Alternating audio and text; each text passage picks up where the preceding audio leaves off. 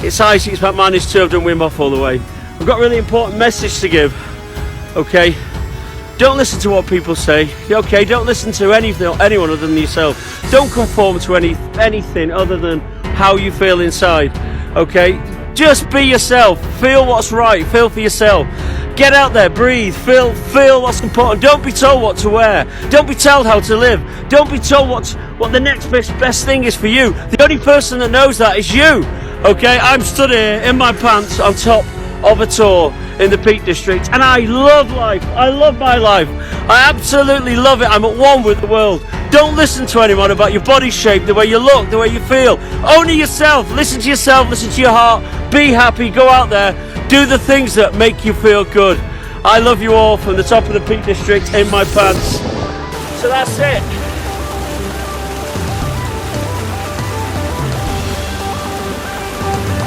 Pull me in. Ah!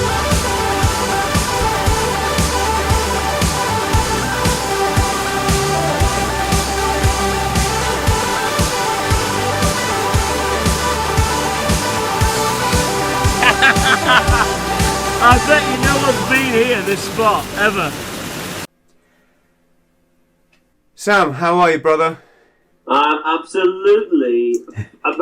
Fantastic. Fantastic, Chris. Fantastic, my friend. Yes, it's certainly noticed a change in you in this last 6 months.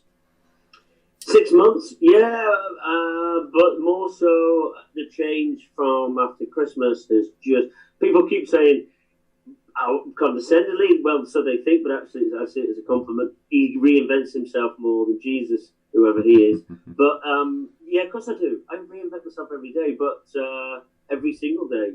But more so since Christmas, I had a bit of an epiphany and bang, yeah, so. Right.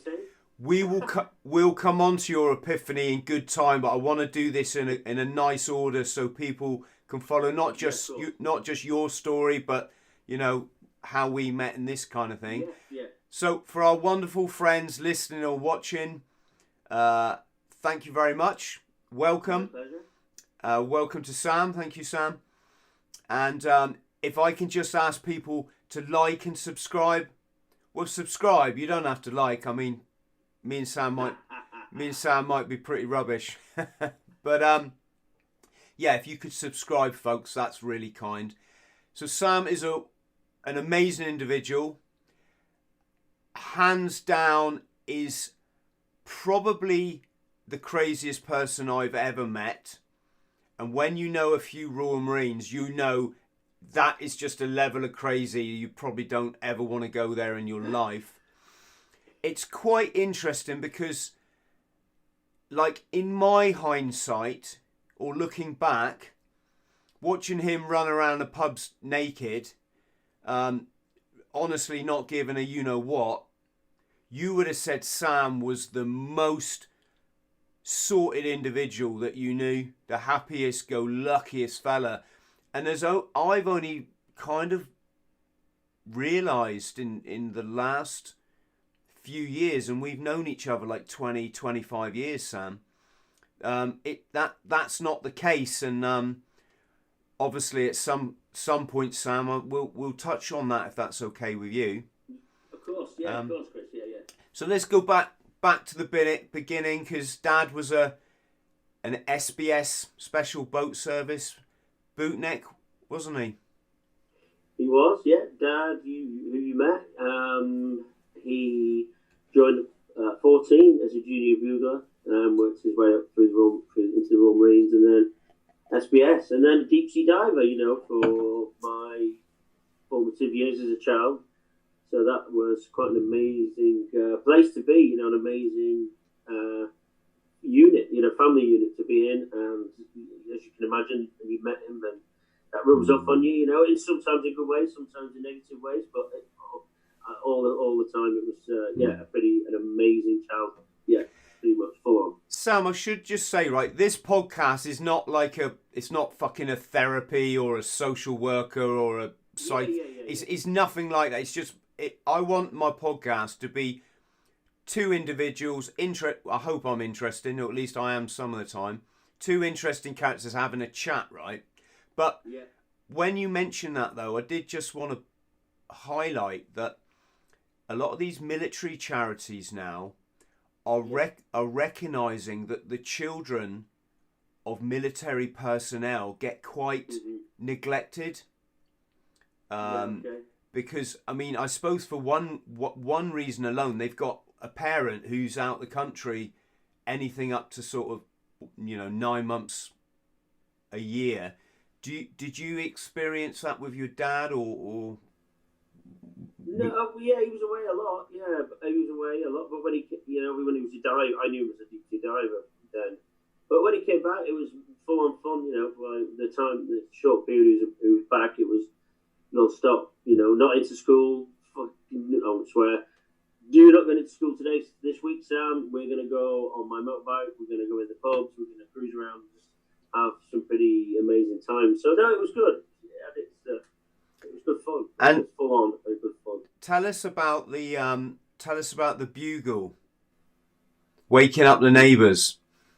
Bugle, yeah, Dad used to wake myself and anyone who came, including myself, to our house, including the neighbours. Dad would come in at 4, 5, 6 in the morning whenever he decided he was going to wake up, and he would play Morning Reveille in your ear.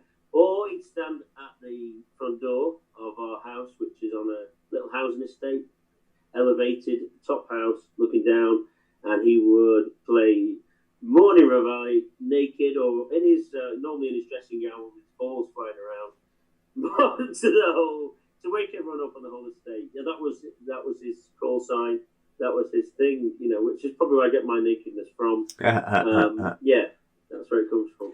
I have to say, and I hope I'm not touching on a sad nerve here, but at your dad's funeral, when somebody had arranged a Royal Marines bugler, and he marched out onto the patch of the garden you were talking about. There was a little square of concrete. It was like it was like a drain cover, and he marched out and he played the last post, and I'm getting upset thinking about it. All your neighbours came out.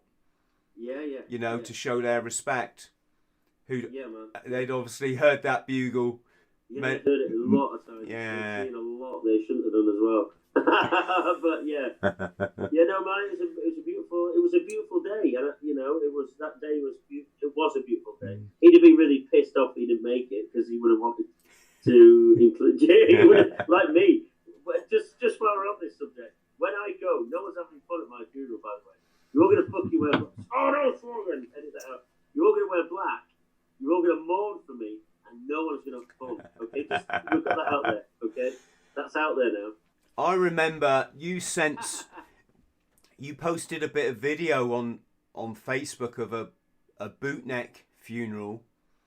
It was some lad. I can't remember how he died. I'm not sure whether it was in service or on leave or something, but the lads were in a pub and they were just going absolutely riotous at this guy's funeral, and it made me feel quite proud, really, to have been in the Marines, just to see, there was no, well, obviously there's upset, there's always upset, right? But these guys were just fucking singing, and they're all on each other's shoulders. There's people getting naked. It was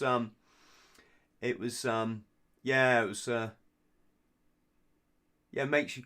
There's some ass. Oh, I'm not sure if that's me. That's Not me. It's not me beeping. I'm down to one technology phone in the whole house now. All right, we'll one bit of technology in my whole sphere, my room, because I'm in one room. I don't know what that is. Just bear with me. We'll keep going, mate. Don't worry. It might even be my phone. So it's can be quite funny, the Royal Marines. There's love it aspects and there's hate it aspects, and it's quite it's almost like a chalk and cheese at times. Did you find that? Of course, yeah. It's like everything is. The funniest aspect is the people who, people who go on about how much they miss it, are the people who hated it whilst you were in, while we were in. I include myself. You know, I'm guilty to that to a certain aspect, but no, I loved it. But it was always part of my life anyway, growing up. And it was always around me. When I was out, I was going to go back in. But I still keep in contact with the lads, you know, and I miss that side of it. But do I miss it? I don't know. I can't remember that even what you asked me. But yeah, I do. I did love the core. But yeah, chalk and cheese, I suppose, is the thing. Yeah, there's certainly there's more I take from it as a positive than a negative. Let's put it that way.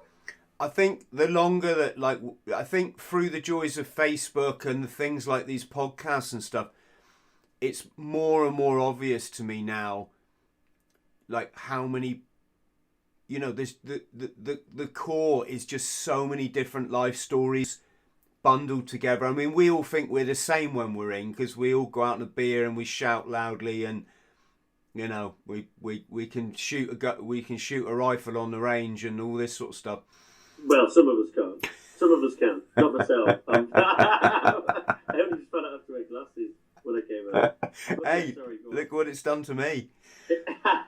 But it's interesting because I get a lot of people approach me and they send me messages and say, Chris, that video you did about so-and-so was bang on. You know, I came from this background, or I went through this experience, or I knew these guys that, and it's really opened my eyes up that, God, there's a lot of, not just sort of trauma that the guys have experienced, you know, a lot of addiction, a lot of, God, yeah, you know, yeah. I just wanted to put, I don't know why I'm pointing this out, but it's, I guess I'm trying to say that I'm realising now that the Royal Marines isn't like this one set thing. It's actually just, it's almost like a circus of different personalities and experiences and natures, and it's a portion of life. Life's the same, isn't it? You know, you get good and bad in every walk of life. I'd suggest that you get a certain standard of men that are really good men. There's very few. I said it's the exception that there is the bad egg. The majority of guys in there are pretty good human beings. So we're the same as life, but people who join the Royal Marines, I've always found that the majority of them are really good guys. There is the odd knobhead, but you know, isn't it? With a hat on his head. Yeah, isn't it funny though that civilians just have this impression of what a Marine is, or a para, or any kind of elite force, but when you know the guys and you see them, like at the weekend they're going mountain biking, or they're in a chess tournament, or they're really, I just mean like they're really ordinary, almost not, they're like we're also, this is the thing with the group that I'm in, Spartan. A lot of people have this perception we're civvies against military, and no, we're all civilians. The way I look at life is we're all, even when I was in to a certain extent, we're no better, we're no worse than anyone else, you know. And I think that's a lot of lads leave the forces and then have this Messiah thing complex. Says me talking with a hat on to a crowd of people, but you have this Messiah where they think I've got a. People are going to Civvy Street and think that they are owed everything because of they were in the Corps or the Paras or the SAS or the SPF. They forget they're not owed anything. They've got to prove themselves to they can't walk around with this sort of aloof attitude. You have to prove yourself within that side. So I think we're all this civilian and military side of things. I suppose I've always been a bit like that. I've never been a really pussy sort of guy anyway. But I think we're all pretty much the same. Although, you know, I'm better than everyone. Other than that. Well, that aside, you're on my podcast, so I can't disagree there. But I'll tell people the truth later. Yeah, no, Sam, you're bang on, but I'd just like to give a shout out while we're on the subject, just to all those really nice freaking blokes that I met in my 7 years. Of course. You know, No. yeah, and what I know I'm completely agreeing with everything you say, Sam. You know, but I'm every now and again I just think of someone I served with and how nice they were and what Yeah, you know, those friendships that it's why I started the annual Royal Marines reunion was brilliant. was because I had all these guys that you know used to really get on well with and go out dancing with and stuff, and wanted us to all get together. And lo and behold, none of them turned up, but 300 other blokes that I'd never met before did. I saw that. Yeah, amazing. And now, I'm being a bit chalk and cheesy. No, some of my oppos, of course, they turned up, and it was absolutely brilliant to see them. But the thing is, so many more turned up that I just never met before, and now we're all friends. And it's been really interesting because I didn't think about the Marines for about 15 years until Facebook came around. As far as I was concerned, it was something I did when I was young, and I'd been all around the world many, many times after leaving, doing, you know, almost getting myself killed in various stupid stunts. Mm-hmm. And it was only through the joys of Facebook that people started friending me, and I was like, some of them I had to try to remember, where did we serve together, you know? Yeah. So, Sam, tell us, how was training for you? Because I saw a video of you running the endurance course, didn't I? Possibly. I don't know. I was a young kid. I sort of went to the careers office at 14, got chucked back, obviously, and then I was in the cadets as well. So then, I think by the time I passed out, I was 17. So I was a young. I was in shock, to be honest. I don't remember much of it. I remember having a cigarette on the 30 miler, which really annoys people. There was an older Irish guy, Nelly Andrews, he's dead now, bless his soul, on a motorbike, which is quite common.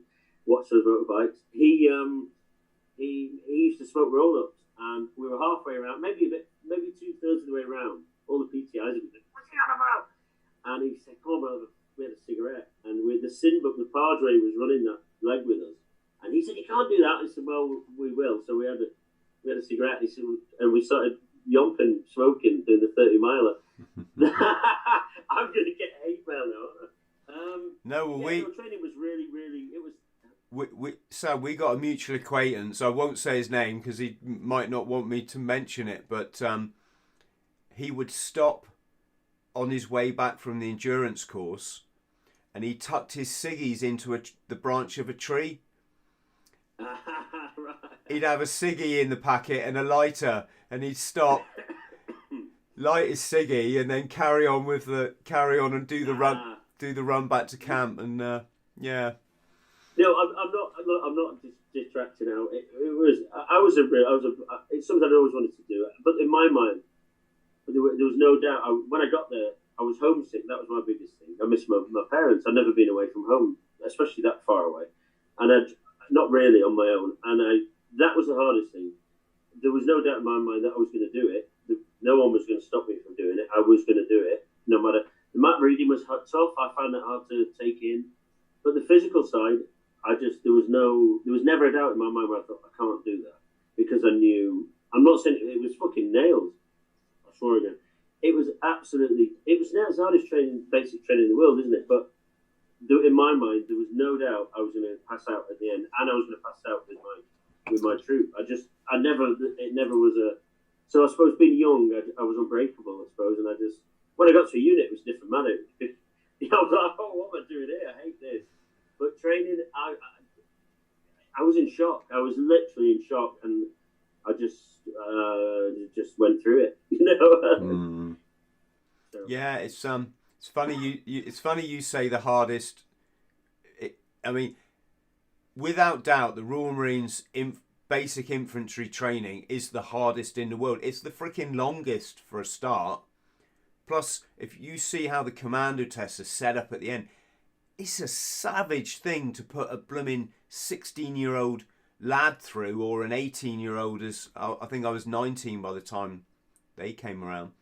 But the other day on one of my videos, someone wrote, "Oh yeah, well of course, all the military around the world thinks their basic training is the hardest."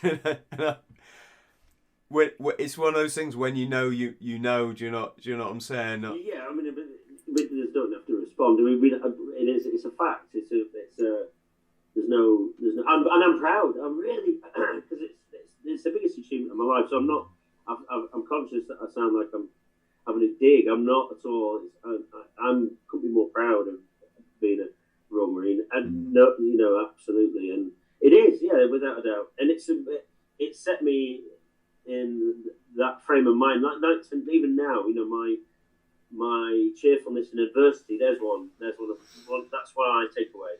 I'll do other things, we'll talk about that later, to get me to this mindset. But I know that basic training, that commando training, that's what installed in me the person I am now, to be able to deal with what's going on around me in my life now. And I use other things, but that core ethos is what installed me to give me the strength now to get through what we're dealing with at the moment.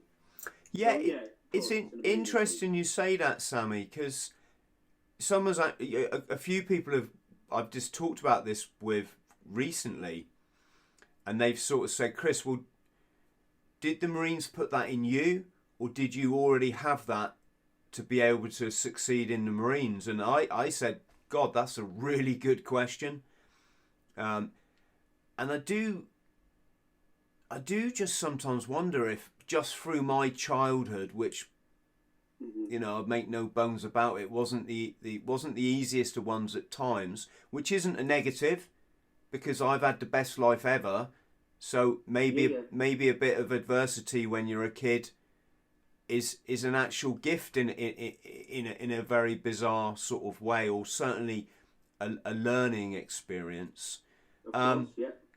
But yeah, no, it is interesting, because I do still feel, even though I was never like a Royal Marine, I never felt like one when I was in. I was just playing a role, which was great at the time. Or it was great some of the time, I should say. As you said earlier, it's not always brilliant. But yeah, I certainly feel quite proud of it now at my age. And I'm not one of these people that needs to like look for my identity in something I did 25 years ago, or whatever. It's 30 years ago now. Yeah. But it's just to say that, when you understand like some of the stories from the Falklands, where they had to march or they would die, it was that simple. They had to carry these enormous weights. They had very limited rations, and water was they couldn't get any water delivery, so they're having to drink out of polluted puddles and stuff, right? Yeah. And if you sprain your ankle and you couldn't march, they would just sit you down. I'm talking about the march into Stanley here, but obviously probably all the marches. They'd sit you down, give you as much ammunition as they could spare, so you could defend yourself if the enemy did come, and that was it. You were left to die, basically. And it's stories like that, Sam, make me so freaking proud. Yeah, of course. I'm a complete pacifist. It's not about the war for me, but it's about those individuals, those young men, teenagers that they were called up. They didn't question it. They went 8,000 miles or whatever it is. They fought at the end of it when they were tired, cold, knackered, and and they won the conflict, obviously. But it's things. My annual training team, they were all, well, out of the 5, 3 of them were down south. So I was down south being the Falklands. So I get that, and that inspired me. Because I thought, but I had that in me anyway because of my father, and I'd had a taste of it. But hearing those stories that you've just referenced to from my training team who've been there, who are now taking me through the same training they've been, I had nothing other than I've got to do it for them. If they can do that, when I go to a commander unit, I've got to be the best. I'm a reflection of them, so I've got to, I owe it to them, but also to myself. So there is, I suppose, there's only a certain amount of people. Not everyone wants to do it. You could be an athlete, and there was athletes, in my troop who've done Commonwealth Games stuff, and they didn't get through because it's above the physical. It's the mental side, isn't it, as well? So you do have to. They say it's a state of mind, and it is. You have to have that state of mind because it doesn't matter how fit you are. You need that extra mental ability to be able to. Oh, I've hit my baron. I've got a baron there. I'd love to know what the fuck that is. It's an Irish drum, and it's down my brother's. Oh, I did. I knew that island, honestly. So hey, I couldn't have joined the Marines now. So why is that? No fucking glasses. Me too. No, you can.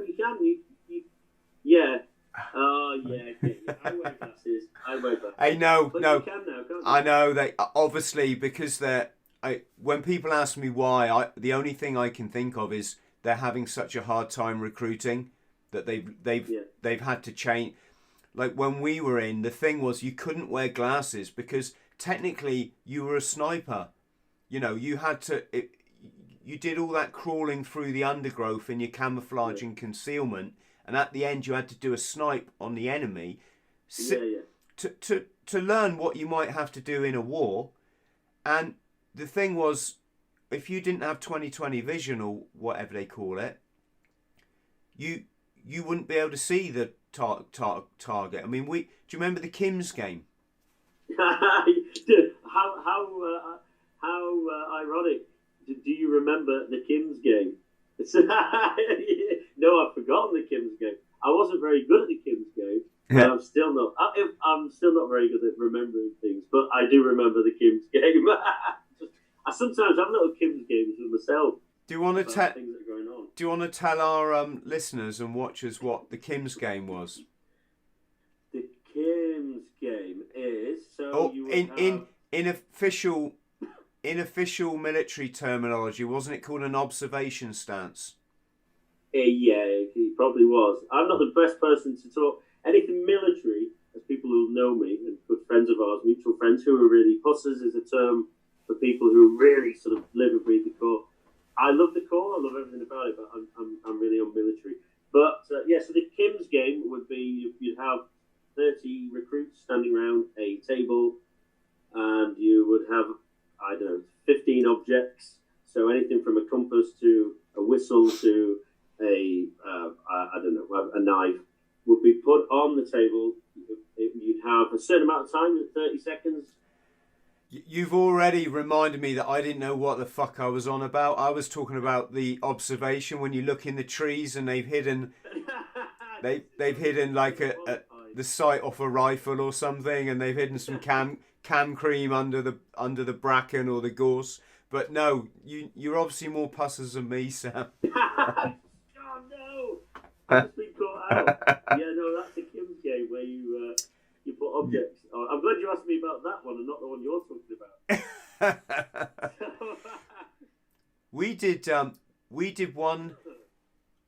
When you go on exercise, some of it was really hard. They would beast you, so you're in all your gear, carrying all your weapon, everything. They make you run up these mountains and stuff, and it was a killer, right?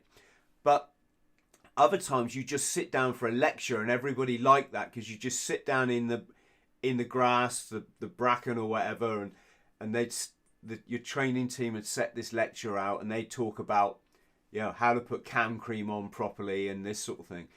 So in our camouflage and concealment lecture, we're all sat there on Woodbury Common. The lecture went on for an hour and a half, all about how to hide yourself, in the nature, in the forest or the woods or the undergrowth. And at the end of the hour and a half, the corporal said something like, "And fellas, with the knowledge you know now, you should be able to camouflage yourself like this."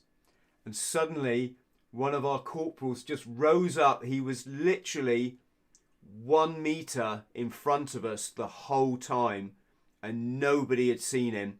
He'd been lying there motionless for an hour and a half. He's covered in like sods of grass, you know, like turf sort of stuff that they'd cammed him out with. And he went and he's you're like, wow. his might have been a bit more than a meter, because you're not supposed to fire a blanks even that close, but yeah. So sorry Sam, I'm talking over the top of you, mate, but all these things that I remember that I don't, it's just good to remember, do you know what I mean? Yeah, it's good, as Bob Hoskins said, it's good to talk, isn't it? It's good to talk, as he said. How was unit life for you then?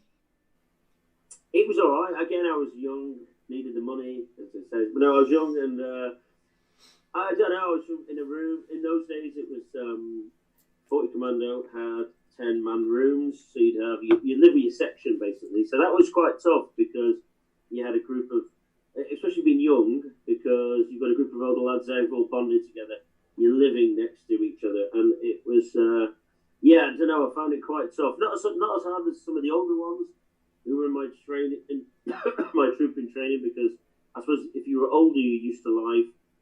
I just wound my neck and didn't say anything. But the older ones found it quite hard, because you know, who joining a room full of 10 men, who are you to tell me what to do? You know, you've got to earn their respect. I don't know. I found it quite an eye opener, let's say.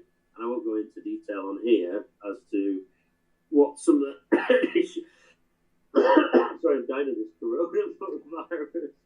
So you've got yeah, there's some pretty tough initiation things that go on. The louder you sort of fight against, the more you fight against it, the let's say the more inventive the things go. But it was all right. I soon got into it, and because I'm quite an affable sort of chap, I bonded, you know. So, but I still wasn't allowed to go out drinking officially. I was still underage. I was all right to go kill people, but I wasn't legally allowed to drink. I went on leave, and Dad was telling me, "No, Samuel, you're not allowed to drink." I'm thinking, this is some mad world, isn't it? Mad world. When I joined my first troop, they looked at me and they thought, "Fucking hell, this lad's really good looking."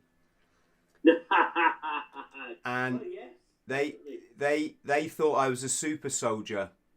They could tell. Sorry? They could tell I was a super soldier. Yeah, well, You know? of course, yeah. That would go without a shadow of a doubt. In fact, I think I was probably like the best Marine in the whole unit. And so I never. It was 4-2, wasn't it? They did have low standards. Yeah. So I had quite an easy time of it, but I can imagine it was shit for some people. Yeah, there's certainly lots of things that that aren't for here, I suppose. But it's all character building, and so if you're gonna go into a unit of men who are there specifically to go and kill, then it's not going to be easy, is it? It's not going to be an easy. It's not going to be like a nursery. You're not going into a little scouts hut. You're joining a band of men who are essentially learning every day how better they can kill people. Yeah. It's worth pointing out, though, that there's some really nice, supportive characters, that they had your welfare. You know, I had a really nice sergeant when I was in Norway, for example. I've just been talking about him in a podcast I've done. And he recognised that there was some big old alcoholic bully of a corporal that had it in for me, just because I was the newest freaking guy, right?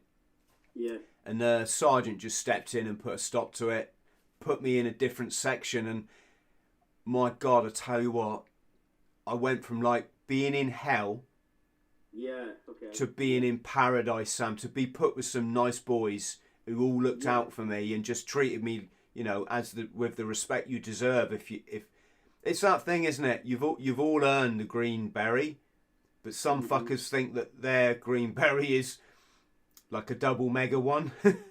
And you've got to. Yeah, I get what you're saying. You've got to you start at the bottom again. It's like any job, isn't it? When you get doesn't matter if you've trained to be an engineer or in the RAF or whatever. You start at the bottom again. You've got to earn their respect because now you played it for real. So I get that, and as long as you did, you were accepted. You know, so it was. First few months were let's say eventful, and then next thing you're in the best boys club in the world. You know, you are. You know, without a doubt. Yeah. And I will correct you on me being the most Essence man in the Corps to this day. You know, serving and past, present. What does Essence mean, let's Sam? just clear that up now. Let's clear that up because it is known. Yeah. I am the most Essence man in the Corps. Well, served. I'm a compulsive liar, so don't listen to anything I say. So am I. But what does Essence mean? Essence means beautiful, I suppose. It means everything. It just means it means this. It means this. Essence personified. So I just use essence. Everything about me, I would come in a room and just essence floats around the room with 60 people, and they just want to be part of me. And sometimes they are. Yes. Did you have any sort of exciting times in your unit? What did you get up to? No, nothing, mate. My time in the Corps was absolutely boring. It was nothing. It was like most. We were in the 90s. I left, joined in '88, left in the end of the 90s, and shit, mate. But not to say, it was just basically pretty uneventful, nothing to talk about. And then you get this talking to, my battery's going to go. Oh, right, sorry, it's okay. I've just plugged it in. Yeah. Pretty uneventful. And then, so when you speak to, especially with the guys, the young lads now, and this is the other thing, you tend to find that guys our age, who were from our generation, are the ones who actually sort of go on about, they've got this, I did this, and actually we didn't. I'm jealous. I'm not jealous, that's the wrong word. I'm proud to see what the young guys have done today, the young lads of the Afghan generation. They stood up to the plate, and people who say it's getting easier, society's getting easier, it's not. People are asked, the lads were asked in Afghanistan more than anyone since the Second World War to stand up to the plate, and they did, and they did us proud. So that the lads now, I look at the young lads with respect. They're just awesome, and they've done the. So to answer your question, I did nothing in the Corps, nothing to even talk about. But the Corps has done us so proud, and that young generation of lads that went out there and have done amazing things and do amazing things. Sam, it's beyond. Massive advocate. It's beyond belief, isn't it? Really? Yeah, it is. I'm proud to be part of that because I was in the Royal Marines, although I didn't do some of the stuff they've done. But I'm proud to say, I wear the same green beret, and I'm proud of everything that they did. And I tell them as much as I can. And I'm here for them. That's all I can give back to them now is just maybe putting an arm on the shoulder when they need it, or whatever. That's the bit I do. So what did I do? Nothing that's worth talking about. Really, nothing. Yeah. 9 years of nothing. 10 years of nothing. I think it's worth noting that. I mean, when I was in training and we had the choice at the end, which unit do you want to go for? Yeah. I put in for 4-2 because I knew they were going to Northern Ireland. All right. Okay. Yeah. And my thinking was kind of, I want to get an operational tour under my belt as soon as possible. Yeah. Not because I was thinking about leaving the Marines already, but I just wanted that experience as soon as I possibly could. Right. And when I see the way the lads were patrolling in Afghanistan, it was remarkably the same sort of job we did in Ireland. Yeah. Just that we had sort of decent accommodation and we didn't have to live in the bush or the desert. And they had far many explosives going off around them, Oh God! I mean, I put in for 40 because they were going to go to get under the sun to get a suntan. That was me. Stop that! I wanted to get a suntan. I don't know. There's nothing really. I mean, the Northern Ireland sort of semi-comparable, but really, it's just they really those lads really went through it. You know, it's just nothing since the Second World War, really. I suppose the Falklands as well. But for non-stop contact every day, you know, you can see why and they're not looked after now. And this is why there's so many of them that people we know that have taken their lives, you know, and that's why. Really. Sam, what's our message to our brothers and sisters, but obviously Marines were brothers? What's our message to people who are struggling? What should they do? They've got to reach out straight away.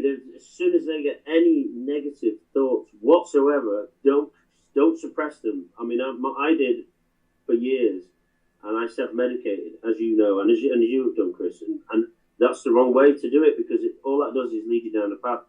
You think you're okay, you use the drugs, the alcohol, whatever it is, to get through it, and you think, yeah, I'm okay, but no, you're compounding, you're holding it, storing it down, and you will explode. So as soon as you get any thoughts like that, you've got to speak to someone. You have to come forward and speak to someone and tell them how you feel. That's the most important message I can say, because there's nothing to hold back. There's nothing to be ashamed of for feeling that way. In fact, you should be proud of yourself to be able to stand up and say, I don't feel well. You should be really proud of yourself, and you've got to do it. You have to do it, because the more you suppress it, the more you push it back, the more you hide it with drink, the more you hide it with drugs, the worse it will get. You need to come forward and get professional help. Not just help, but professional help from the people that know what they're talking about. I chip in there and say, don't give a fuck about people judging you, because if they judge you, they're wankers themselves. No, you know. No, who the hell? And how dare they judge? Yeah, you know? And you've got to find someone. And in my case, I only had, Sam, 2 people that helped me. My family did their best, but they did it at a distance because of the D word. They didn't understand any of that, right? Okay, yeah. Okay. And drugs I'm talking about. Yeah. But it was like I had a neighbour who saw me out trying to fix my car for the 4th night in a row. It's pissing down with rain. It was a winter. It was dark. I hadn't slept for days, right? Yeah. I'm absolutely off my head, trying to put this fit the head gasket on this knackered old Super Sport. And this neighbour kindly recognised that my behaviour wasn't normal. Yeah, okay. And because he was a matlow, he just come over one night and put his arm around me and went, "Are you all right, Chris?" Yeah. And I was like, "Yeah, of course I'm all right. Yeah, well, why wouldn't I be?" And he's like, "Well," of course. he's like, "Fuck off, mate. What you on?" I was like, "What do you mean? What my?" He said, "Mate, I took drugs in the Navy.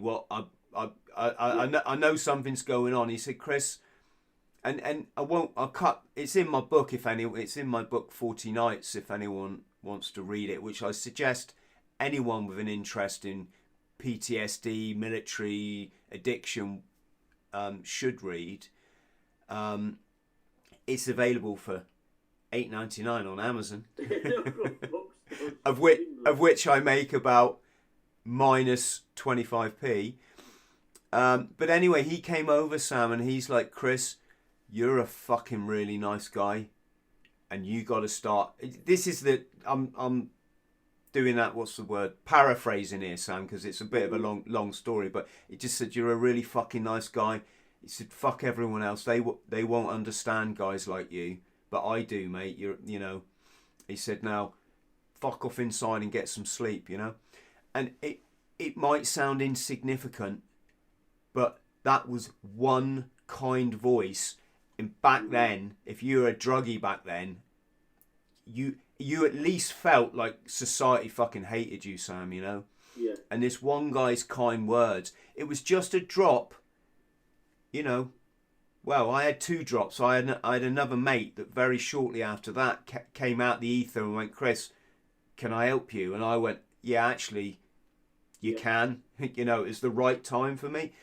But so for people listening, you need to find that nice person, not someone that goes, "Right, Smudge, what you need to do is give up that fucking alcohol shit or give up that fucking cocaine shit." That what they're trying to do is make you what they think is the right way, the right model, you know, the good robot. And it don't work like that. You got to take your time, work it out for yourself. But what you do need is someone that will accept you unconditionally, which is, like, as Sam said, why it's important to go to a professional organisation, because they won't give a shit about, you know, they will understand domestic violence, they will understand addiction, they will understand PTSD, they will understand the military connection. Would you agree, Sam? Yeah, without a doubt. Without a doubt.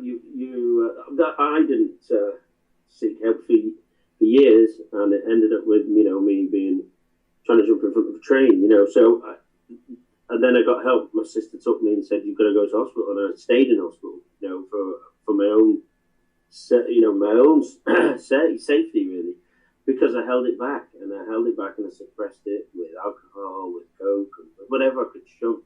And I did a good job. I held a good job down. So don't think that, you know, I was sniveled up somewhere in a corner. I was doing a really good job to a high level for years. But hiding this horrible thing inside me, this pain, this whatever it is, and not getting help. I'm thinking that was the help that I needed, the drink, the drugs, and it is not. You've got to go and get help. That's all you've got to do. You've got to, and everyone will.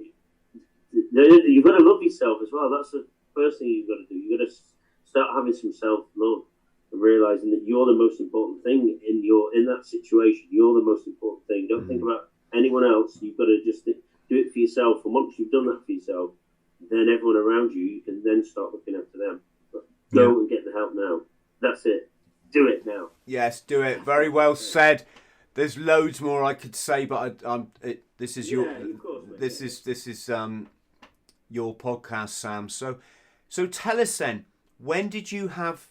I mean, I literally had an epiphany one day that I couldn't go any lower without probably killing myself. I don't mean suicide. I mean, I was shoving needles in my arm up to 12 times a day. I could have done anything, you know. I could have walked in front of a car or something accidentally, you know. Yeah. But I remember very specifically that moment where I suddenly realised I'd been going in the wrong direction. I don't mean the drugs thing. I'm really pleased.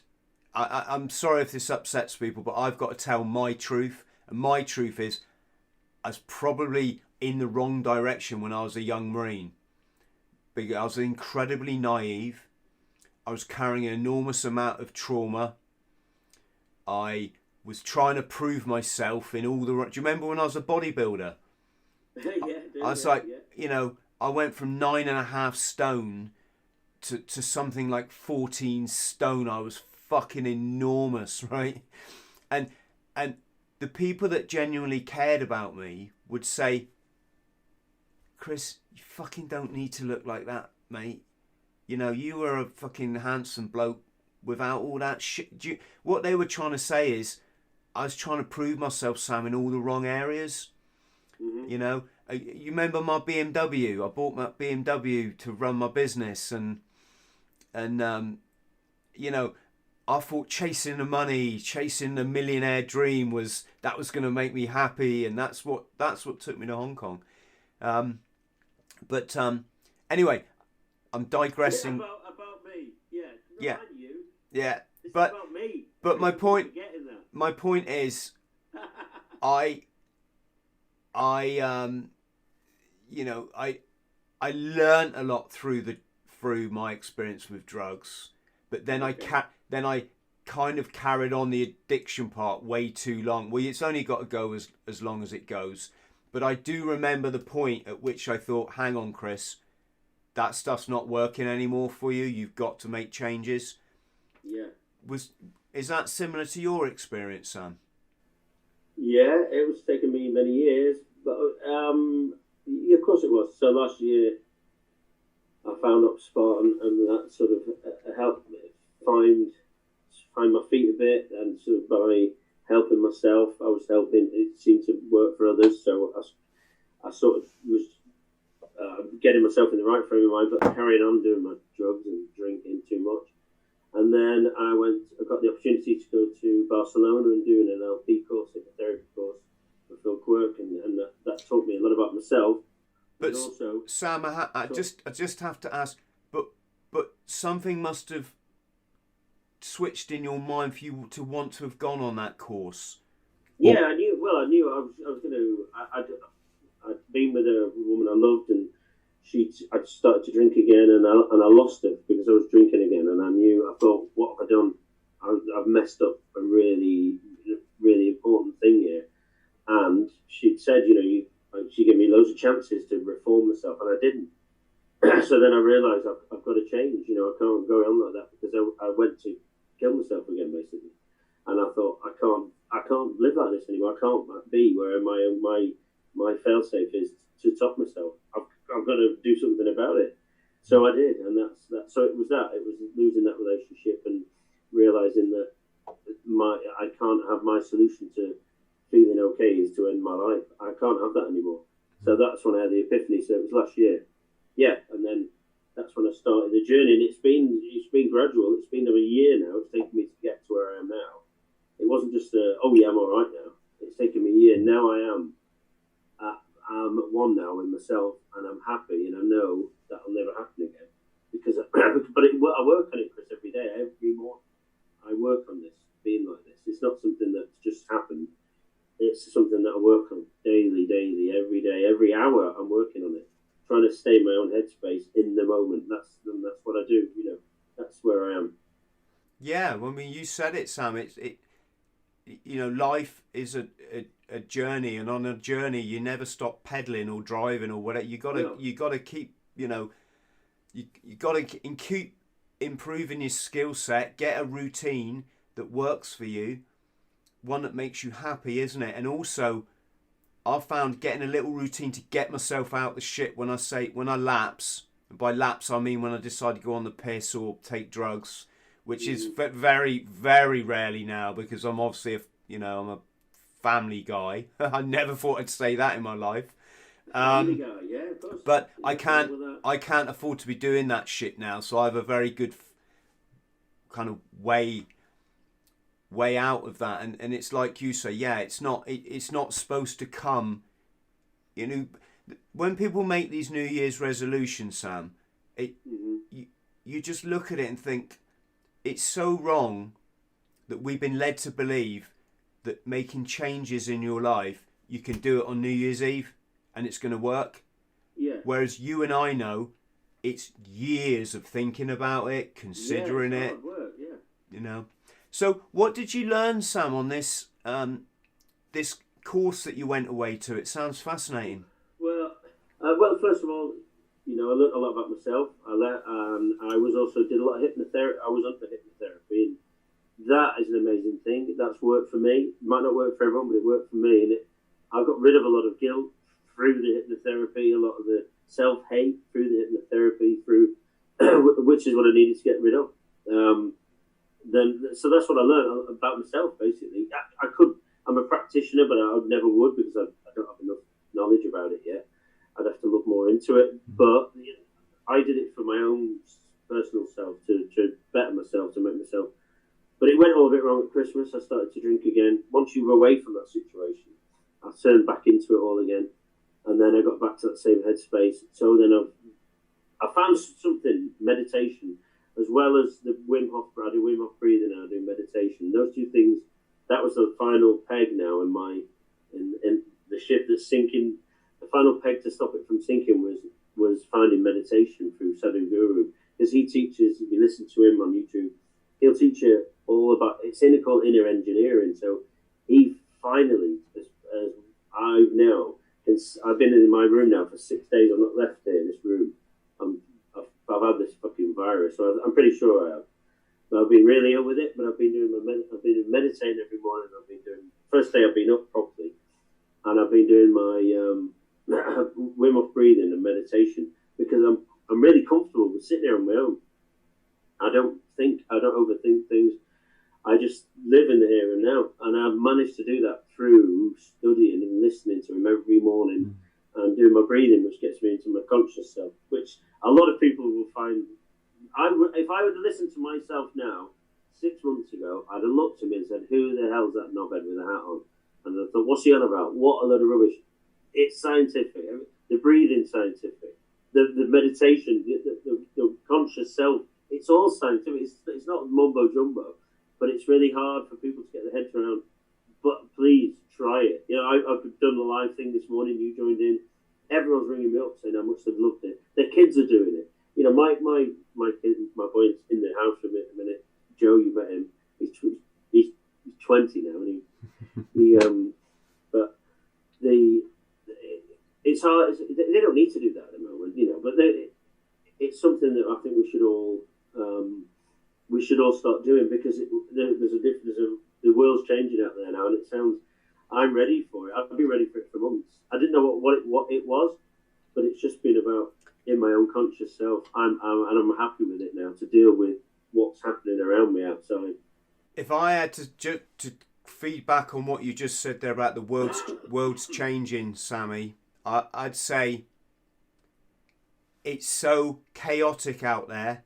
What with the pressures of life and work and the internet and trying to pay your freaking bills on a bloody phone and money and finance and tax, that you need to find peace in your heart. Yeah. And then all of that stuff goes away. All of it. And no matter what people, and now we're all at the same level, so people are getting to where I am now. I've not fallen out, but people are saying to me, as this is all unfolding over the past month, and I've been saying it's fine. You know, this. Sorry, just a little bit. It went funny then. People have been panicking. You had a screenshot just flashed up then. Do you know what it Yeah, says? I don't know what happened. It went funny. Do you know what it said? Say again? Did you know what it said? Sam's Essence. No, it said Chris is much better looking than Sam. Well, How random is that? I know. No, look, I'm getting all heavy now, but I think it's. I'm not going to go into all that, but that's where I am now. I'm in a really.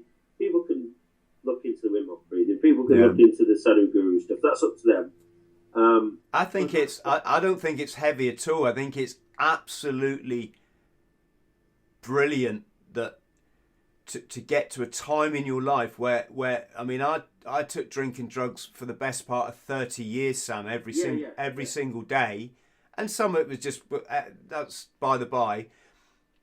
Now I can go through life high as hell, just on understanding like the mechanics of life, you know, and now my body fits into it and my mind fits into it. Yeah, man, it's an amazing thing. Your own conscious self doing the different things. You can release those chemicals anyway. I release them every morning by doing my Wim Hof breathing. I release the chemicals that I release doing cocaine.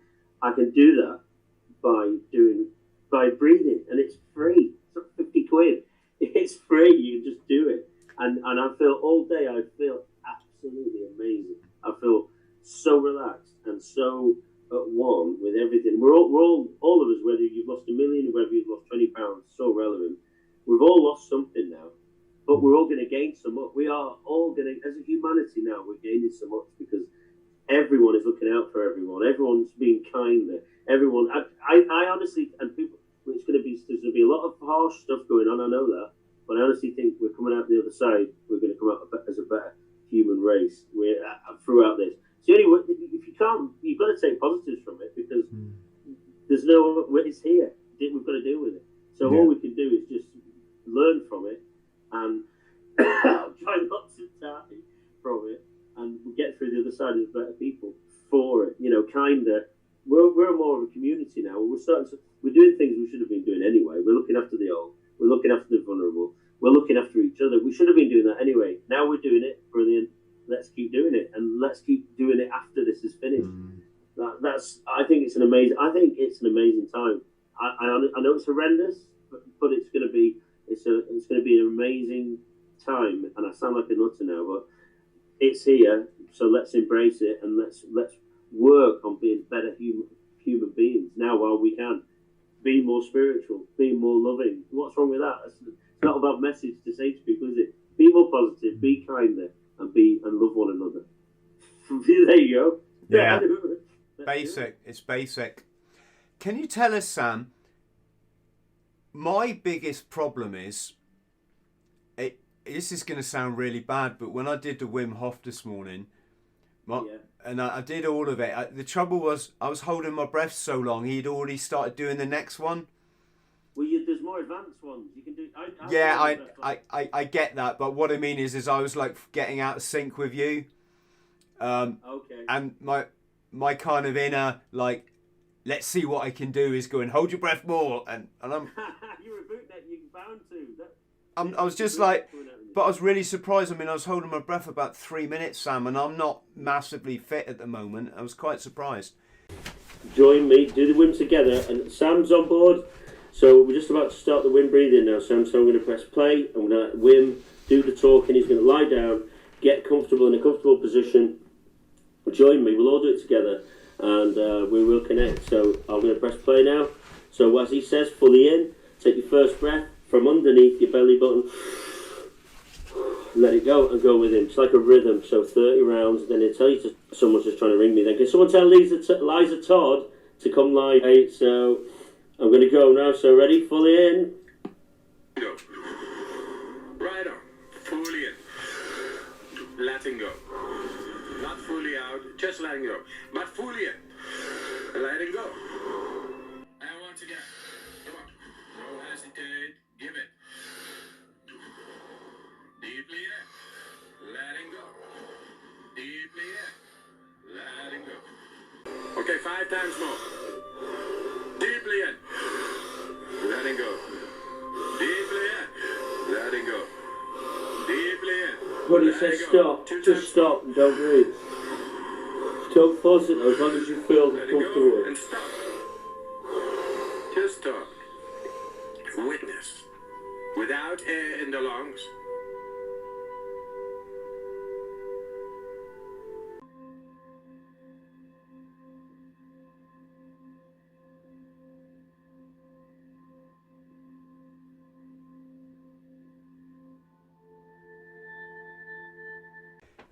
But tell us about the meditation, because the thing I was saying is the trouble with these things is I get a bit bored, Sam, and I think it's because I'm a hyper sort of, I'm probably like what a doctor would call ADHD or something like that. Okay. But this is good for you then. This is. I'm the same. I don't concentrate on much for long. But what I do is get some headphones. And there's certain, I'd have to send you links, but there's certain Sadhguru stuff you can actually meditate to. So it's really easy. It's good at night time. You put your headphones in, download his YouTube. It'll be like a 10-minute of him talking, and as he talks, there's chants that he does. There's chants you can do. Chants. My sister's the best one. As you know, my little sister.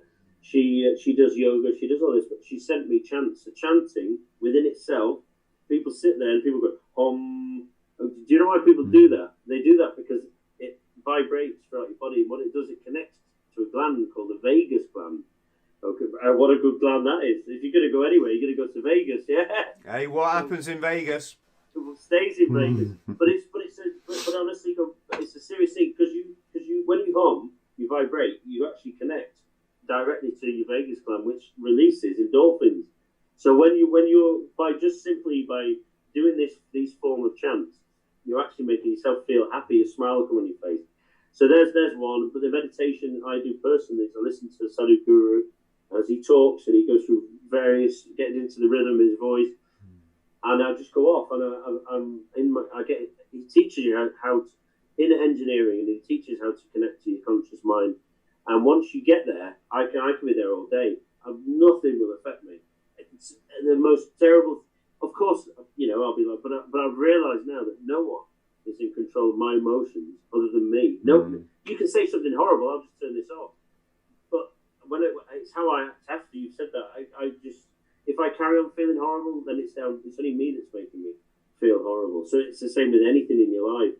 you just disconnect yourself from it, and then realize every morning you wake up, reset yourself, and realize that only you are in control of your emotions. Once you realize that, no one else can affect you. You can just walk away from that person out there, your boss or whoever. Don't let anyone affect the way you feel inside.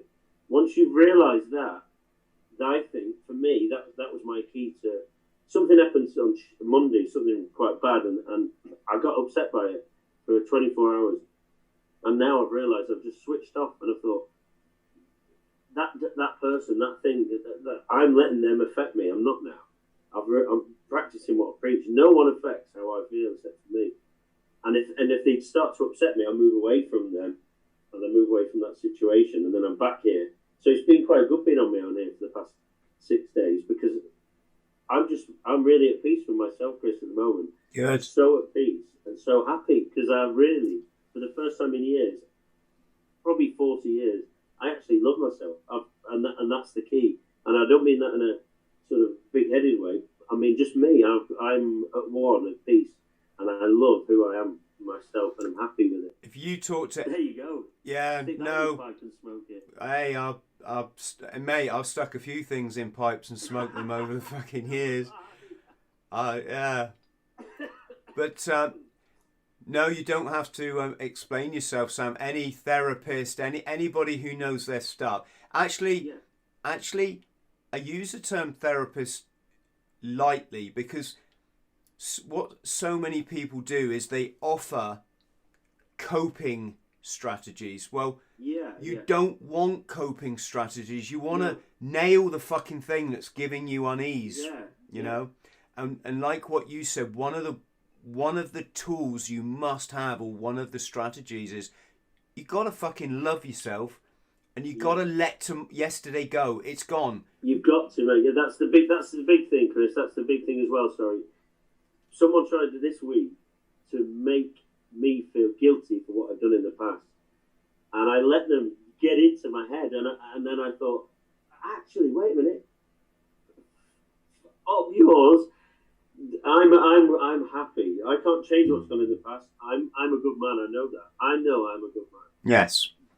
I'm not going to let anyone say any different. Judge me from what I do now. Don't judge me for what I did yesterday, because I can't change that. I cannot change what I did yesterday.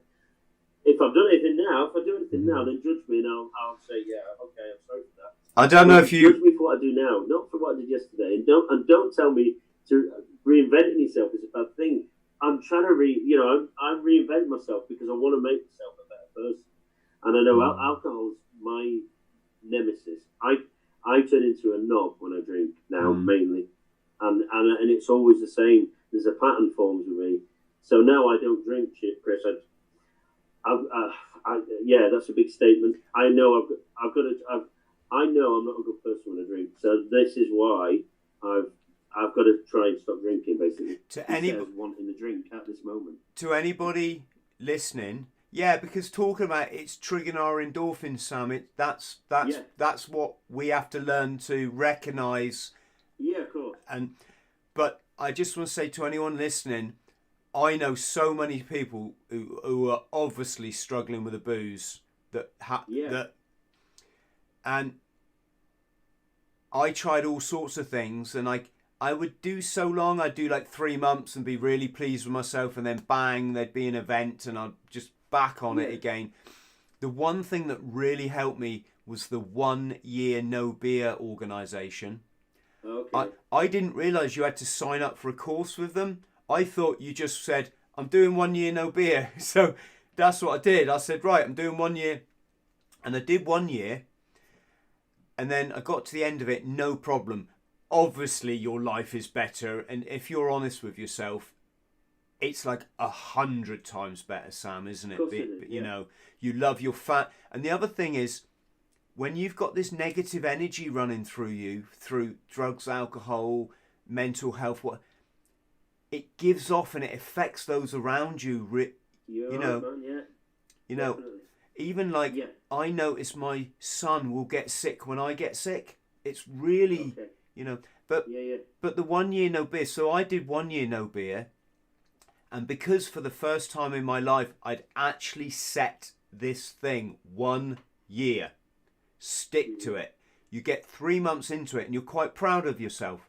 And then you don't want to break your duck, so you do the year then, right? I got to the end of it, did another year, Sam, right? In fact, I did 11 months, and then my John O'Groats to Land's End run came around, and I broke my leg halfway down the country. I got what we call in the Marines a shin splint, and I had to go and buy some rum to just get rid of the pain. Because and that's not an excuse. That is, I wasn't going to fail, right? So to anyone listening, if you are struggling, consider doing the 1 year no beer. It gives you a fixed thing to stick to. Because if you try saying, I'm only going to drink on days, with a Y in them. No, I'm only going to drink at weddings, or I'm only going to drink on a Friday. It just fucks up all your triggers, and you just get back on it again. So. Yeah, no, I can't. I know. I've realised now. I've tried to keep myself saying, yeah, I can just, I can control it. I can't. I need, and I'm such a good. Like you mentioned, picked up on energy. Energy, like we did the breathing this morning. When you get into it, the fact that we're all doing it together, we created an energy, and it's a positive energy. And I believe that when you drink, you're just numbing that energy. I never felt so alive. Although I've been really ill, and I keep saying it, I'm not trying to get sympathy. I think I've had this virus. I've been pretty poorly with it, but every day I've believed. I've been positive, and I've believed in myself, and I've not ever thought, oh, this is going to get me. I've just thought, and it's like you getting a green berry. I've just thought, there's no doubt in my mind I'm going to get through it, because I'm really conscious. I'm in my conscious self now, and I feel so much positive energy within myself, and with the breathing, and with the way I'm living now. If I'd have got this 6 months ago, I'd have probably been in hospital now, without a doubt. Without a doubt. But because of the techniques that I'm doing now, and because of the way I eat, my lifestyle, I stopped smoking as well. That's a massive thing. But all these things create this positive energy within me, and I know it passes off. I can pass this off, and I just feel so good for it all. Yeah. I want everyone to get to this headspace. Well, and that's why I'm doing the breathing twice a day now, live. You are living now, Sam, what I was trying to tell you 2 years ago. I was telling you you're a fucking lovely guy, and everybody loves you. And I was also telling you, I gave you the Marine story. Like, in the Marines, you were the man. You were the funniest fucking guy anybody knew, And don't get me wrong, I understand what we feel inside. That all that becomes irrelevant. I get that. Yeah. But to see you now living as Sam Murray it's like you're so radiant now, and you can see energies coming from you, Yeah, it's not that Sam Murray that you knew. I hated myself. I'd walk in a room full of people and I'd be loud and garish and but inside, Chris, I'd want to scream and I want to cry and I want to run out the room. Even just one-on-one with people. But now I just have so much. I'm here within myself. I'm a bit under the weather at the minute. I'll come back on when I'm full on, and I'll probably the screen will crack. The screen will crack. I've got that much energy, but I'm so at one now. It's an amazing place, man. Honestly, it really is an amazing. And I just want everyone to get to where I am now, because once we're all here, what's going on out there? I don't I watch the news once a day because of the update, and that we have to. I think as a human, we have to see what's going on purely because we need to know what our boundaries are and everything. But other than that, social media to an extent is just. It's evil, man. It's evil. Yeah. And it messes you up. I've not watched it at all. I've watched it. So it goes on at 5 o'clock to see what the update is. Don't watch it again. And when I watched it the other day, and I felt so bad. I was like, the world's going to end. People keep ringing me. A lot of people ring me and talk to me and say I'm really worried.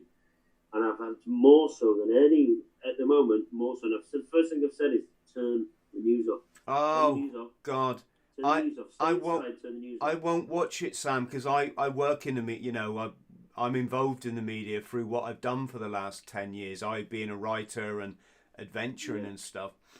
And I try to, again, when someone comes to me for life coaching, I try to say, right, once you can understand everything you've ever been taught is a lie, then you can start rebuilding from a firm foundation. And the media is not there to serve you news. It's just not. It's not their function. They don't work for you and I, Sam, do they? They work for No. They work for a sicko, corrupt, greedy elite full of little silly men whose daddies didn't fucking love them enough, and who think creating this wealth of power is going to make them Billy Big Boy. They'll never get to the stage, the beauty that Sam and I have got to. And they own this media. So they, Of course, yeah. you know... It's something I don't subscribe to any of it. And my dad was really good at that. He always said media, you know, politics, you know, big business runs politics. Politics doesn't run big business. And that's what it is. But I don't want to get into all that. But, Sam, can we go somewhere... You finish. I just want to get people into this because we can get around that by becoming more spiritual. If we all become more spiritual, and not by that, we can do that really easily by looking after our health, by exercising, by not watching the media, not subscribing to the kids watching idols. And this is a really good thing that's come out of this. Heroes now are not your Geordie Shores. Okay, heroes now are the nurses and doctors out there. Okay, and now kids are starting to see the worth of people. It's not who we've been pushed into seeing. You've got to be this next big boobed bloody, you know, airhead. No, you be a doctor. You be a nurse. You know, bin man who's cleaning the bins out for us. Who is intrinsically saving our lives, putting their lives on the line. You know, these normal people. They're not normal. They're superheroes, and now we're realizing that who the real heroes are, and that's another thing that's made my heart feel really, really happy. That people who deserve to be recognised within all this. So there's so many positives we can take from what's going on outside, and that's one of them for me. My kids now, their heroes aren't some gangster rapper. Their heroes are people who are out there defending us now from, and it's not a war. We've got to step away from this. It's a war. Because they didn't subscribe to go and fight a war, the nurses and doctors. They didn't get a gun like we were given. They didn't have they made a choice to help people, not to kill people. So this isn't a war, but they are heroes. They are massive heroes. And our kids, your kids, my kids are all seeing the real worth in humanity now. So this time is, for me, the exciting's the wrong word, but we're moving forward as a human race the right way. But we've got to stay that. I know I sound like I'm preaching, but I mean it. We've got to stay there now, Chris. We've got to keep this energy, find the spiritual worth within each other. We've got to really become more spiritual. And older bootnecks will be like, what's he on about the beef? No, it's that easy. Spiritual doesn't mean sitting there hovering, although I think I might be able to hover by the end of next week. Spiritual means being a good person, basically. Being a good human. That's what spiritual means. For me, spiritual, a massive part of it is just realising that I'm made of carbon molecules. As such, I'm a part of this whole universe, and whether I like it or not, these molecules are always going to be here, as far as we know it. I can never die, which is an enormous weight off my mind. If this body gets this, I'm going to say alleged, some people will know what I'm talking about, this alleged virus, yeah, this body will change into a different form, but I ain't going nowhere. Tomorrow I'll be in the birds, the plants, the bees, the rivers, the sky. I will, so I think so spiritual to me is understanding that we're just much more than this silly little person that probably our parents' generation thought was so important. I'm so insignificant and unimportant. That takes a great weight off my shoulder. And Sadhguru Sorry, mate. And the hovering thing is, yeah, you literally, I feel like I hover in this universe, Sam. Like every single part of me is every single part of this universe. It is. We're all connected. Everyone's connected. Everything and everyone is connected. We're all connected. We are. I mean, Yeah. So the bird analogy. So you've got a geese. The geese, they use that. They use the connective power. What's the word for it? But they don't speak to each other. They don't go out. But we're going to go 20,000 miles that way. Slightly left. You're going to go. They do it through the mind. They all connect. They're all connected. That's how it works. I mean, and so are we. We need to learn how to get back to that. When someone comes in, if Joe comes in this room now and he's upset and he's angry, I'll get, without him saying anything or even seeing his face, I'll get an energy from someone. And if someone comes in and they're happy, I'll get that energy. I'll know. I'll feel it. We're all connected, and it's simple as that. So if we can all get that positive energy and create that together on social media or out on the street when we can go on the street, then this world's going to be such a better place. So Joe leaves here in the morning, when he has been living here, and he goes to work, and he's upset about something, and he's not going to say hello to everyone. In the morning, I make him happy, I make him positive. I'm like, yeah. So when he goes, he says to me the other day, he said, "Oh, everyone's dead happy around here." I said, "No. What has happened is you're connected. You've gone off. You've created an atmosphere, and everyone's happy because you've been happy. You smiled at them, so you're all connected to each other, and everyone's happy. If we can do that on a bigger scale, Chris, now in this world, on here, on this screen, if we can do that, then fuck everyone else who's trying to bring us down and push us down, because we won't have it anymore, because we'll all be connected together and we'll all be happy. That's all we need to do. We'll be better people. That's it. In the nutshell. Sam, there's two things I want to just not close on, but cover before we close.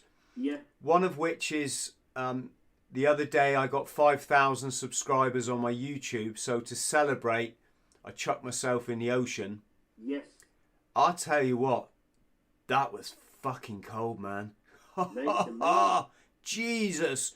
It actually physically, I thought something was going wrong with my body. It was that cold. And I'd been in the sauna that morning, because I sauna every morning. So it wasn't as if my body was cold or anything. How do you throw yourself in bloody rivers, lakes, the sea, on an almost daily basis? I forgot about that. Yeah, that's a really important part of the breathing. So that's all. So when I do my Wim Hof breathing, so it's a science. Read it, people look into it. But I'm basically opening up my central immune system. So I'm pushing all the carbon dioxide out of my body, but I'm opening up all the red blood cells, filling them with clean oxygen. So therefore, when I go into connecting to my central nervous system, and then when I go into the water, although my brain says, Jesus, it's cold, my conscious mind knows I don't hyperventilate, because I've already, by doing the rounds of breathing, I've opened up my central nervous system to deal with that. So when I can walk in and not even where you've seen me, I do it. And, look at my YouTube channel, people, you see me do it. But I give the name of your channel. Better Than Milk, Sam Murray. It's Better Than Milk, because it is, and it's all about connecting with yourself and one. But what I'm about is trying to get everyone happy in a positive place. But yeah, go back to that, Chris. It's mentally and for your body. It's really, really. I can't tell you enough. Breathing, cold water submersion straight after. Getting a bath, getting a cold shower. Your mental health, your physical health, your immune system will benefit so much from it. Yeah. That is, I could jump in a river, jump in a lake, jump in an ice bath. I do it every day, but I haven't done it this week because I've been full. And yeah, I agree. I cold shower every day, but then I also sauna every day, so it's a kind of a part of that. But if I don't sauna, even if I wash in a warm shower, I'll turn it on cold at the end and see how long I can. Yeah. No, that's cool. See how long I can stay there for. I'm not going to pretend I never. It's like everything I do with all my adventures. I don't massively enjoy it at the time, but it's the after feeling that I love. Yeah, you're connecting to your vagus nerve in the morning. If you when people say, "Oh, splash some cold water on your face," it's because you directly to your vagus nerve. So even by just throwing cold water in your face, you make yourself happy. You will smile when you've done it. It's the same as submerging yourself in an ice bath. Wow, how amazing, Yeah. Sam! You've changed hats. Well, I thought as we're talking about Miami, I would wear a Panama hat. Panama hat. Panama Yes. hat. Near sort of same sort of area, isn't it? Well, I think a lot of drugs go between the two places. I think they might do. a lot I of think cocaine. they certainly did when I was there. Yeah. So can you tell us about your time in Florida? Because I remember it at the time, but you didn't really tell me many stories. Did you want to start with talking about Brad? Yeah, so Brad, mutual friend of ours, bless his soul, amazing, larger than life character, literally, physically, mentally, and a beautiful friend. And so, yeah, he was probably other than ourselves, he was pretty much the most essence guy in the core. Canadian background, born in Grimsby, but moved over to Canada at a young age. So he had a goddamn smooth little accent going on there. Married to a supermodel, half Indian, half Swedish, Diana, beautiful lady. So as soon as he left the Corps, long story short, he became a bodyguard. Before it was, everyone does bodyguarding now, don't they? Everyone does CP work. This is before it was even known. Bodyguards were your people you saw on telly. They weren't people that that we all know bodyguards now. So Brad went over, and his first job was in Miami, Madonna's bodyguard. That's his first job. So yeah, how amazing is that? It's pretty cool. And there's lots of stories that go with that, but I won't go into detail. But so I go on leave, and you get 3 weeks summer leave. I ended up taking 6. That's another story. It was worth every penny, every day I spent in the military confinement. It was worth it. So anyway, we get there, I'm going, oh my God, this is just like another world. So A-lister celebrities everywhere, and Prince opens a club up. So, and it's VIP. There's literally 200 people, and some of the biggest names in the world are there. So Prince the rock star. Prince the Rockstar, sorry, yeah, Prince the Rockstar. So Brad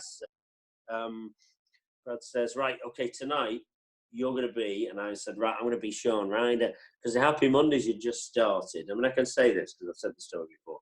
They'd just started, they were fairly new. I had a big nose, and I can speak like that because I went to school in Manchester. So I was Shaun Ryder for the night, and he was my bodyguard. So he gets me on the guest list.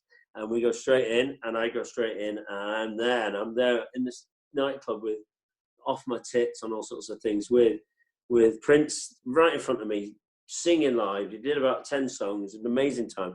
I ended up with one of he used to have 2 twin Chinese dancers, used to dance with him. Ended up with one of them, I'm Shaun Ryder. So Shaun, cheers for that. I had a good time because of you. Met Prince, met all sorts of things, met all sorts of people, got up to all sorts of crazy antics. Ended up with the Scorpions, the Scorpions, a rock band. Yes, of course. So I ended up gigging. Brad knew them. He knew the drummer, so the drummer had a little studio underneath his house. We used to have mad parties there. Brad used to play the drums as well, and I'd sing. We'd all jam. There was all sorts of rock stars. There was all sorts of naughty things going on within that scenario, and I remember bringing back a load of knickers from probably, I won't say who it was, but one of the most famous people you could think. Don't incriminate my podcast, but is this... No. So anyway, I came back with loads of knickers because I'd had the opportunity to get loads of knickers. And I was in the guard room going, these are, and I was like, and I got ostracized because no one would believe me that these were this certain person.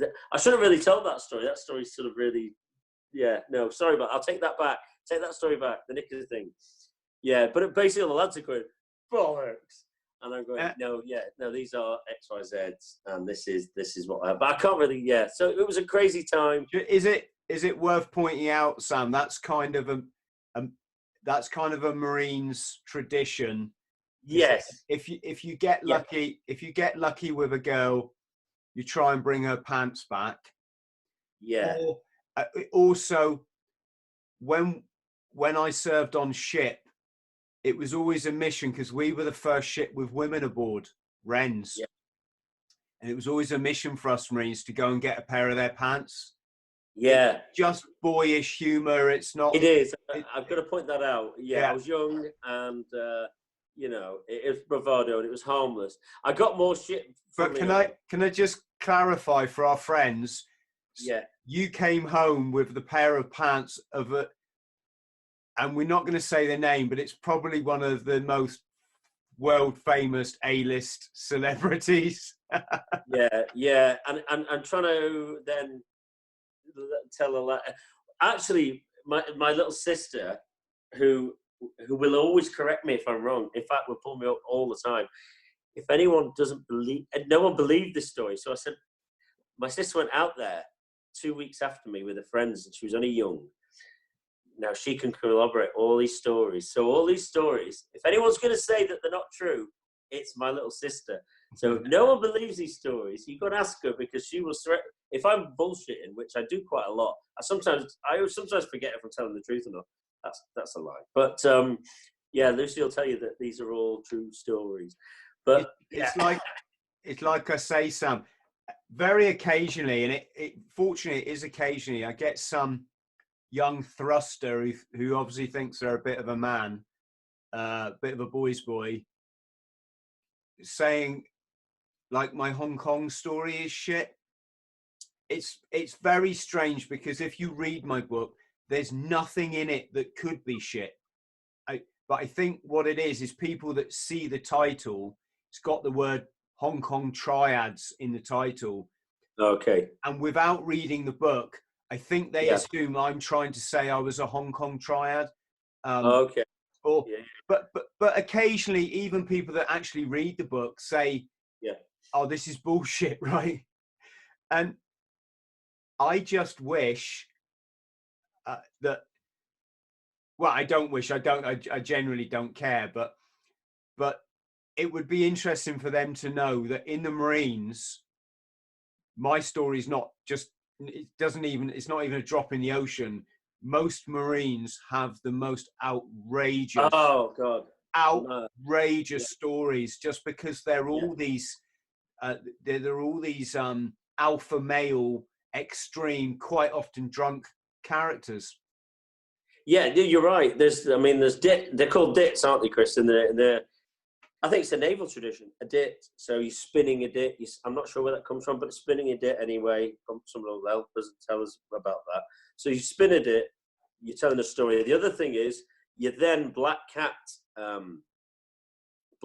people's dits. Now, black catting is another naval term, and that means, so if I say, I tell you a dit about my Miami adventures, then as I'm talking, you're thinking about not a made up story, but you're thinking about something that you've done in your life, and you're thinking, oh, I know one about that. I'm gonna. So you're not trying to outdo each other, but like you say, it's the alpha male sort of. But yeah, you're in a room full of Royal Marines. Jesus, you're gonna have some good dits because those boys really do have some good.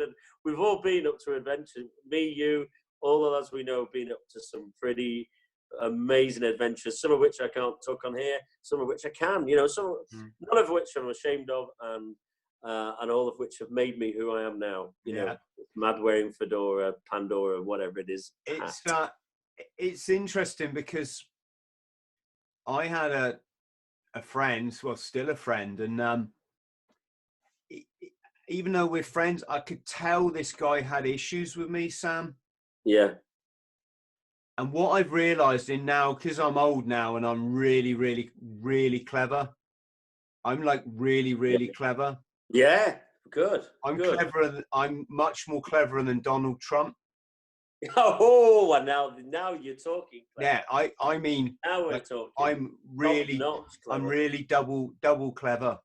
Yeah. But what I know now is that, people can really get you the wrong way and think that you're this kind of person. when in reality, Yeah. when in reality, it's like, no, that's like my insecurity talking, or that's Yeah, my, yeah, you're right. Yeah, yeah, yeah. like you've misunderstood.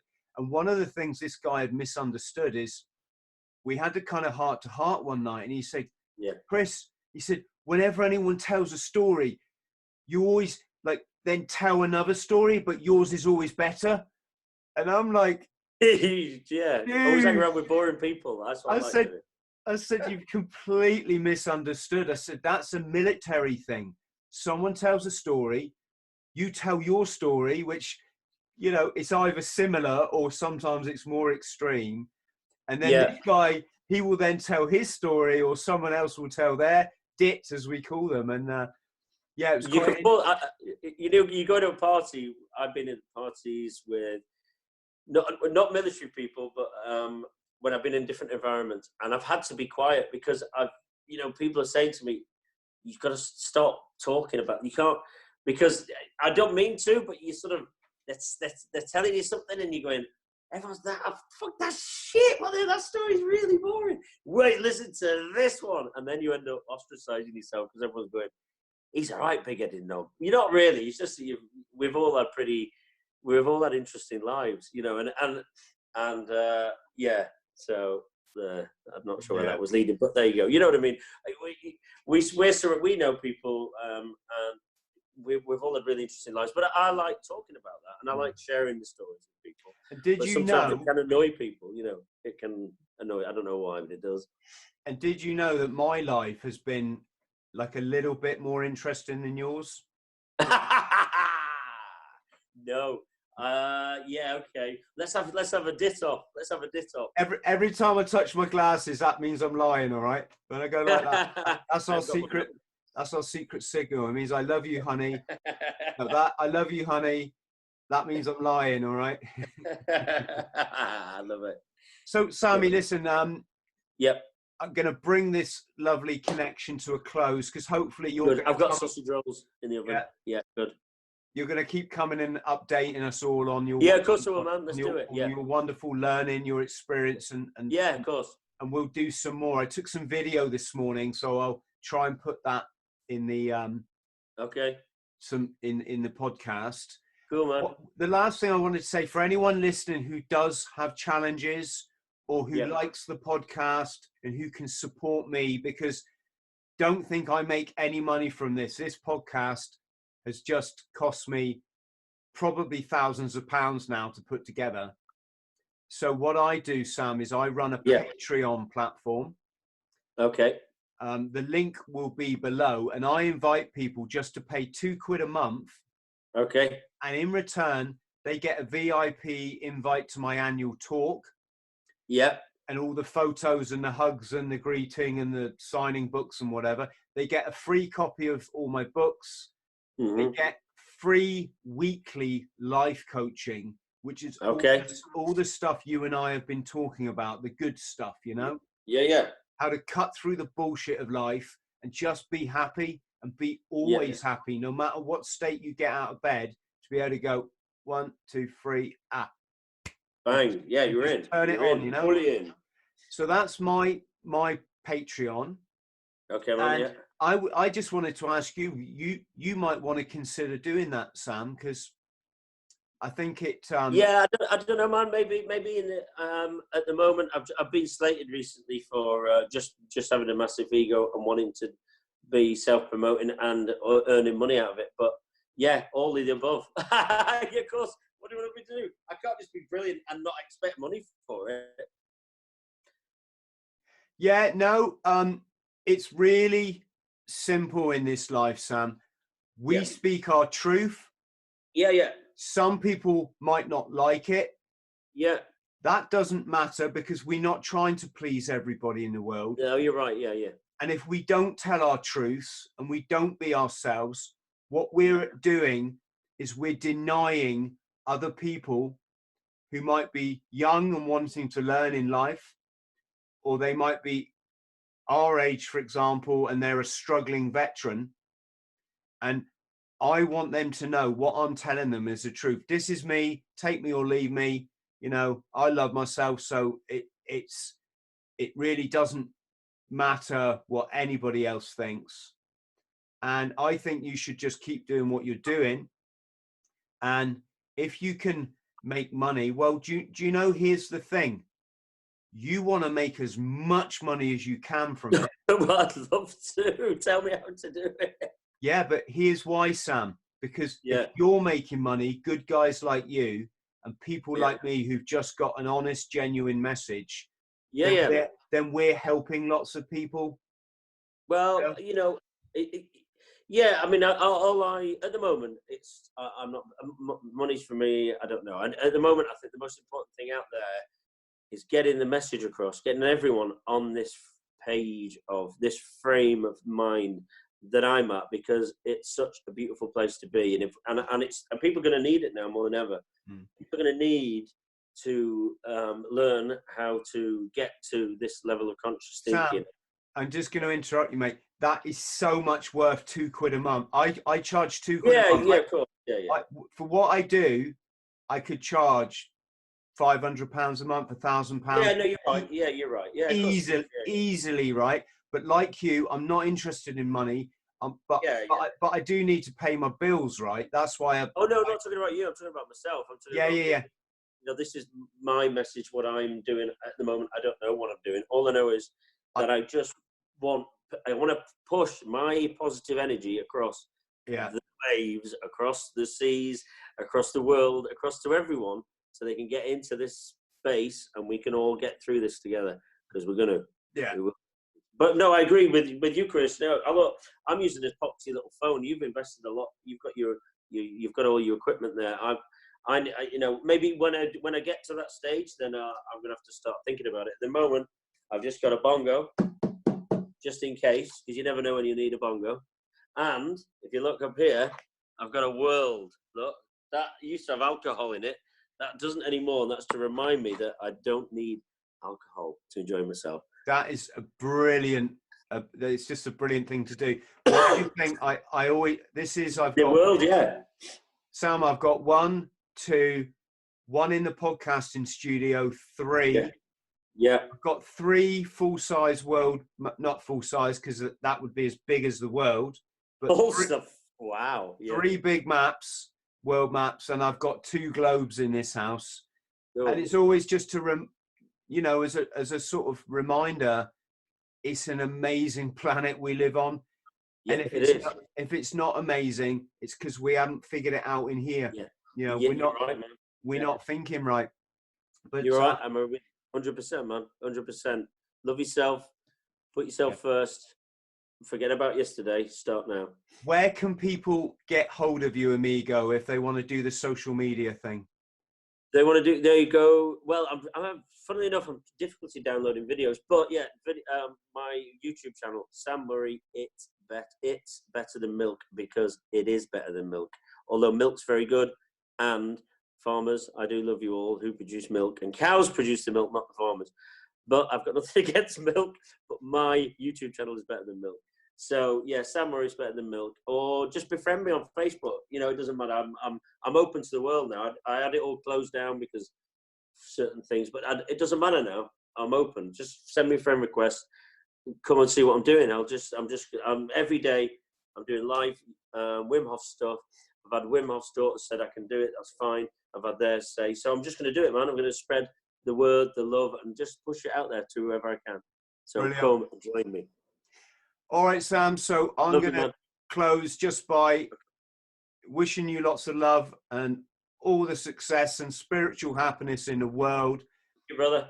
Big love to our friends at home. Thank you so much for watching. Please don't forget to like and subscribe, because that just helps people like me and Sam to keep putting out a positive message in quite a turbulent world at the minute. So that's it. Big love to everyone. Cheers, Sammy. Take care. Man. Let's speak soon, yeah? Say again?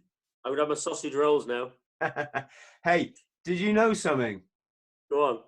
I'm actually better looking than a sausage roll. Yeah, I'll give you that. Yeah, you are. I won't eat you either. See you later on that note. Cheers, brother.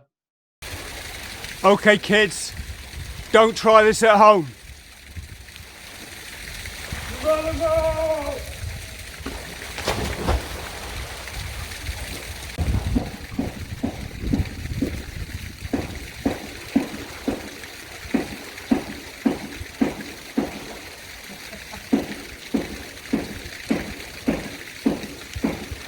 It's better than milk.